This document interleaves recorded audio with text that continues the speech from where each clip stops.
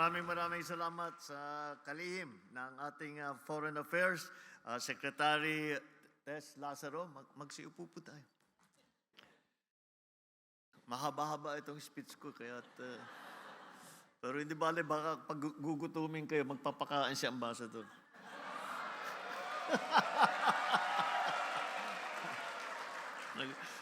Talaga naman yung ambassador natin, game lagi. Wala parang hindi siya nataranta. At dito rin po, papakilala ko rin po ang ating mga kasama, mga kalihim ng mga iba't ibang departamento ng ating pamahalaan. Andito po ang Department of Agriculture, Secretary Kiko Laurel. And andito rin po ang kalihim ng DTI, Department of Trade and Industry, Secretary Chris Roque, at ang departamento na para sa ating mga kababayan na nagtatrabaho at naninirahan sa iba't ibang lugar, ang ating Migrant Workers Department, ang ating Secretary Hans Kakdak. Andito rin po dahil marami po tayong mga ginagawang agreement sa gitna ng Pilipinas at saka ng Cambodia sa larangan ng edukasyon. At pagdating bukas, ay ang meeting namin kasama na po ang paglagda sa mga mahalaga na agreement para sa edukasyon. Kaya't nandito po ang Chairperson ng Commission on Higher Education, Chairperson Shirley Agrupis. At siyempre, ang ating Ambassador to the Kingdom of Cambodia, Florida Ann Camille Mayo. At hindi naman siguro makukumpleto ang aking pagbati kung hindi ko babatiin ang ating First Lady Lisa Araneta Marcos. Mga Pinoy talaga, mahilig sa mga drama. Ang aking mga kasamahan sa gobyerno, yung mga minamahal kong kababayan, magandang gabi po sa inyo lahat. Sa lahat po ng aking mga biyahe sa iba't ibang bansa, bilang inyong Pangulo, lagi ang pinakamasayang bahagi ng aking pagbisita ay ang pangkukumusta sa ating mga kababayan. Dahil, siyempre, alam mo, pagka nagpulong-pulong ang mga Pilipino, ay hindi may iwasan. Magandang kantahan, laging masaya, laging may patlak, laging may handa. Kaya't kami, kahit na mabigat ang trabaho ko minsan, lagi naming iniisip na pagka natapos ang trabaho, andyan yung ating mga kababayan na magpapasaya ulit sa atin at magbibigay sa atin ng dahilan para maipagmalaki muli hindi lamang ang Pilipinas, kundi lalong-lalo na ang mga Pilipino. Kaya't minarapat ko na kayo ang una kong makasama sa aking pagbisita ngayon dito sa Phnom Penh, sa Cambodia.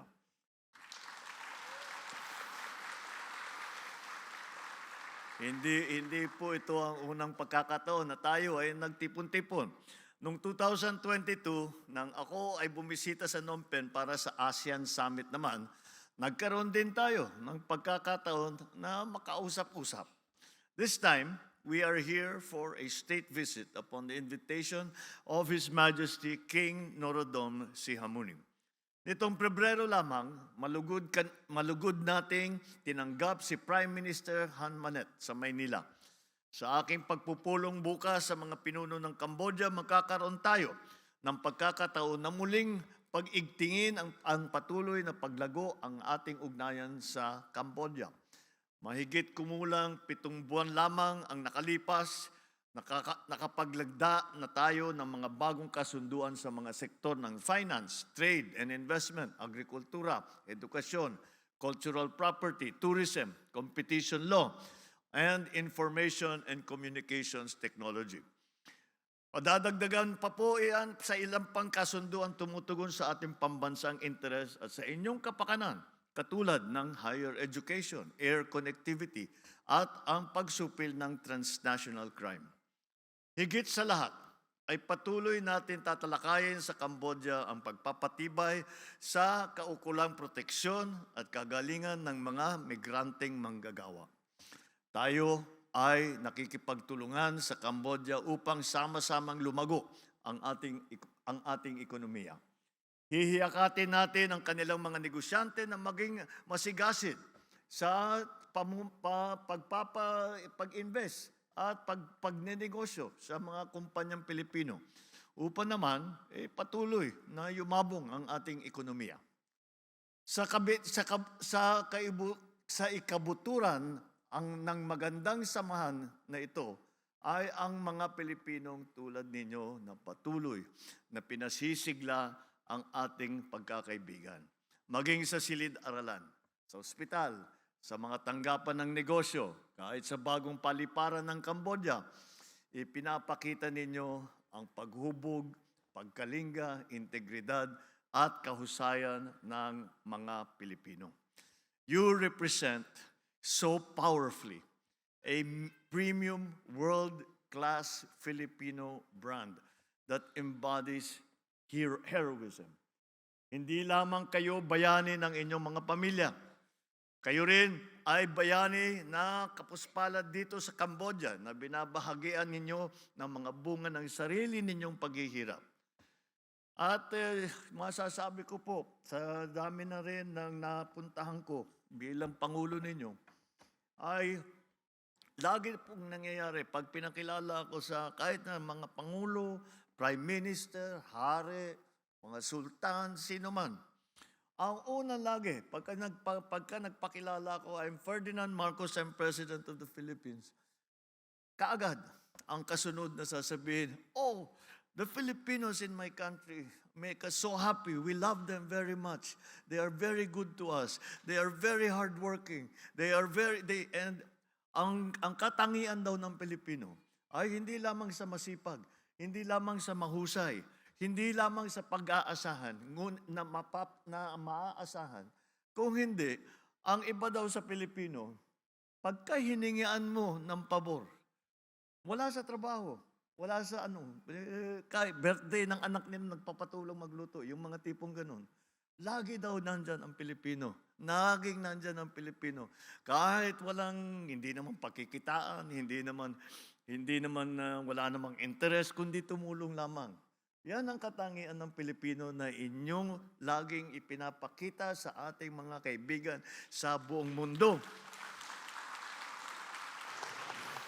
Kaya po, napakaganda ang tingin ng mundo sa Pilipinas dahil po sa inyo na nagbibigay ng karangalan sa pagka-Pilipino natin. Nagbibigay, pinapatingkad ninyo ang pangalan ng Pilipino, ang image ng Pilipino, ang reputasyon ng Pilipino. Kaya kahit hindi nyo, baka hindi nyo po nalalaman, kami po ay talagang malugod na nagpapasalamat sa lahat ng inyong ginagawa, hindi lamang para sa sarili ninyo, hindi lamang para sa pamilya ninyo, kung hindi para sa buong Pilipinas.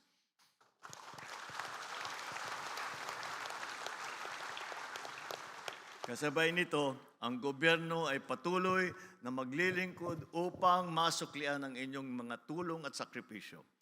Kung kaya't naatasan ko si Secretary Kakdak na magbukas ng Migrant Workers Office dito ngayon sa Phnom Penh.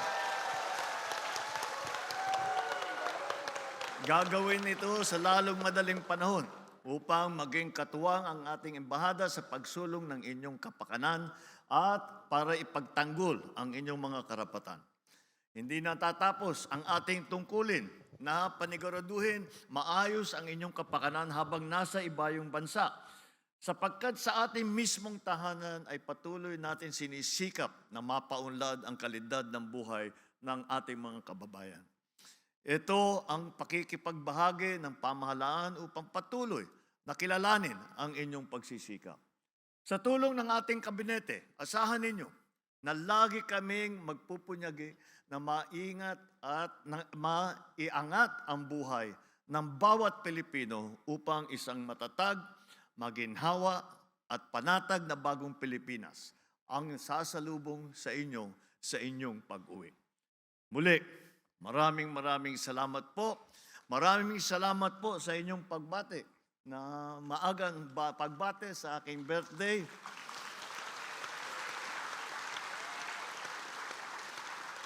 Akala ko noon, sabi ko, presidente na ako, pwede na ako mag-cancel ng birthday para hindi na ako tumanda. Hindi pala pwede, kahit na anong gawin ko, hindi sila pumapayag. Kaya maraming salamat at pinaalala niyo po sa akin na tumatanda na talaga ako. Ngunit maraming salamat po. Nakakataba po ng puso. Marinig kayo, kumanta. At yung aming kakainin mamaya, aming hapunan, para yan yung cake ang kakainin namin mamaya. Kagaya ng sabi ko, basta kasama ang mga Pinoy, laging masaya, lagi kang busog, laging may kantahan, laging may sayahan, at lahat nakangiti. At maraming salamat po, at maraming salamat sa lahat ng mga nakarating ngayong gabi, na kahit na nanggaling sa napakalayong lugar, ay nagawa nyo ng paraan upang makarating dito at makipagsayahan at makipagpulong sa atin. Maraming salamat at ipagpatuloy natin ang lahat ng ating ginagawa upang pagandahin ang inyong mga buhay, upang pagandahin ang buhay ng inyong mga pamilya, upang pagandahin ang Pilipinas. Sama-sama po tayo sa pagsulong ng isang bagong Pilipinas. Mabuhay kayong lahat. Mabuhay ang Pilipinas. Salamat po.